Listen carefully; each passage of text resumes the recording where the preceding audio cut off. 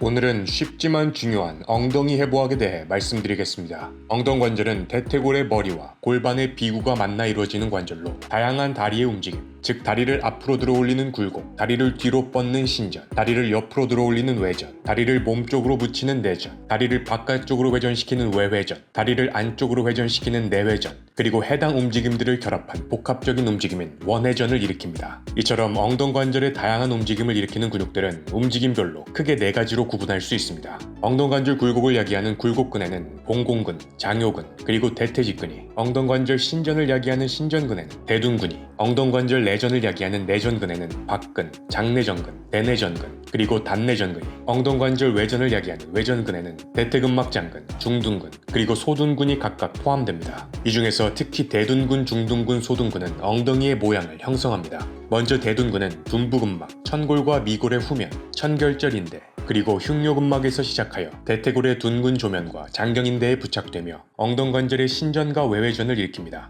중둔근은 전둔선과 후둔선 사이의 둔부면에서 시작하여 대퇴골의 대전자에 부착되며 엉덩관절의 외전뿐 아니라 전면부 섬유들에 의해 엉덩관절의 내회전을, 후면부 섬유들에 의해 엉덩관절의 외회전을 추가적으로 일으킵니다. 마지막으로 소둔근은 전둔선과 하둔선 사이의 둔부면에서 시작하여 대퇴골의 대전자에 부착되며 중둔근과 마찬가지로 엉덩관절의 외전뿐 아니라 전면부 섬유들에 의해 엉덩관절의 내회전을, 후면부 섬유들에 의해 엉덩관절의 외회전을 추가적으로 일으킵니다. 이제 엉덩이 운동 시 필요한 해부학에 대해 이해하셨으니 제가 이전에 올려드린 엉덩이 근육 발달을 위한 최고의 운동 영상을 다시 한번 시청해보시고 말씀드린 통째를 본인의 훈련 프로그램에 적용해 보실 것을 추천드립니다. 그러면 운동이 더욱 즐거워지고 보다 나은 근비리 결과를 달성할 수 있을 것입니다. 오늘은 쉽지만 중요한 엉덩이 해부학에 대해 말씀드렸습니다. 항상 시청해주셔서 감사드리며 다음 영상에서 뵙겠습니다.